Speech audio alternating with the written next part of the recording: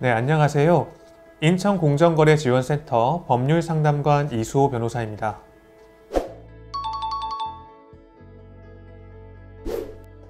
상가임대차 보호법은 상가임대차 계약이 종료되었음에도 보증금을 반환받지 못하고 있는 임차인의 권리를 보장해주기 위해서 임차권 등기 명령 제도를 마련하고 있습니다. 이번 시간에는 이 임차권 등기 명령 제도에 대해서 살펴보도록 하겠습니다.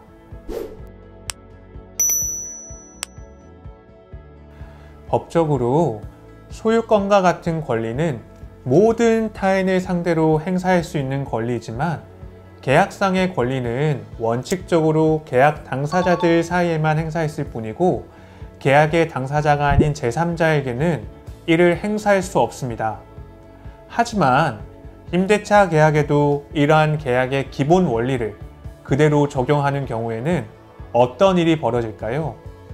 이 경우에는 만약 임대인이 임차인과 계약을 체결하여 상당한 보증금까지 받은 이후 임차인 모르게 건물을 제3자인 새로운 소유자에게 매도한다면 임차인은 임대차 계약의 당사자가 아닌 제3자에 불과한 새로운 소유자에게 임대차 계약상의 권리를 행사하지 못하고 일방적으로 퇴거를 당하게 될 위험을 떠안게 됩니다.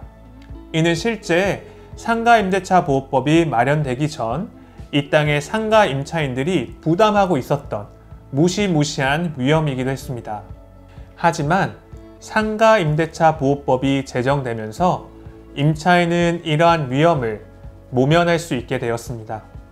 상가임대차 보호법은 임대차 계약을 체결하고 사업자 등록과 확정일자를 받은 임차인에게 대항력 또는 우선 변제권을 부여하고 있으며 이러한 규정에 따라서 임차인은 새로운 소유자에게 임차인으로서의 지위를 대항할 수 있거나 상가 건물에 대한 경매 절차에서 우선 변제권을 행사하여서 적어도 일반 채권자의 우선에서 보증금을 받아갈 수 있는 권리를 확보할 수 있습니다.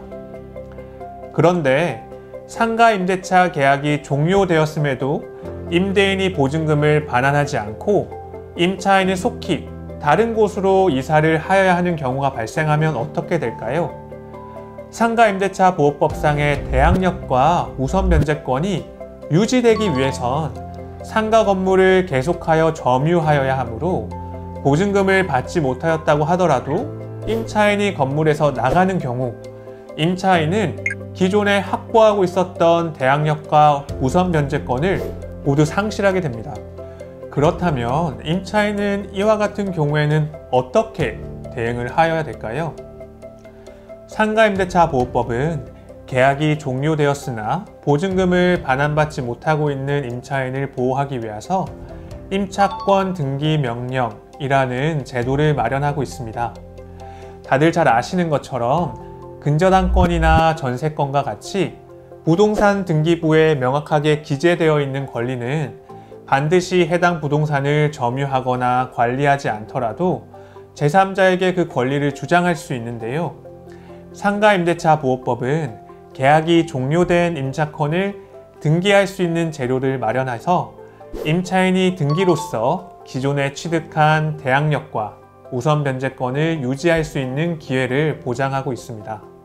상가임대차 보호법은 계약이 종료되었으나 보증금을 반환받지 못하고 있는 임차인을 보호하기 위해서 임차권 등기 명령이라는 제도를 마련하고 있습니다. 다들 잘 아시는 것처럼 근저당권이나 전세권과 같이 부동산 등기부에 명확하게 기재되어 있는 권리는 반드시 해당 부동산을 점유하거나 관리하지 않더라도 제3자에게 그 권리를 주장할 수 있는데요. 상가임대차 보호법은 계약이 종료된 임차권을 등기할 수 있는 제도를 마련해서 임차인이 등기로서 기존에 취득한 대항력과 우선 변제권을 유지할 수 있는 기회를 보장하고 있습니다. 따라서 만약 임대차 기간이 종료되었음에도 임대인이 보증금을 반환하지 않고 있는 경우라면 임차인은 신속하게 임차권 등기 명령을 신청을 해서 기존에 확보하였던 대항력과 우선 변제권을 유지할 수 있고 마음 편히 상가 건물에서 퇴거할 수 있는 것입니다. 임차권 등기 명령과 유사한 제도는 민사집행법상 가압류라는 제도가 있습니다.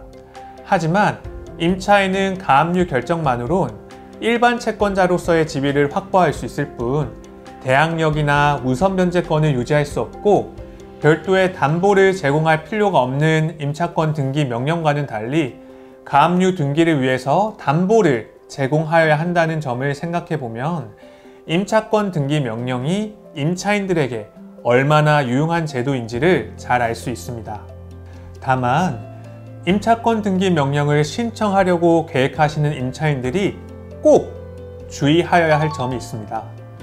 대법원은 최근 임차권 등기 명령 신청을 한 것만으론 보증금 반환 채권에 대한 소멸시효 중단의 효력이 발생하지 않는다고 판단하였습니다.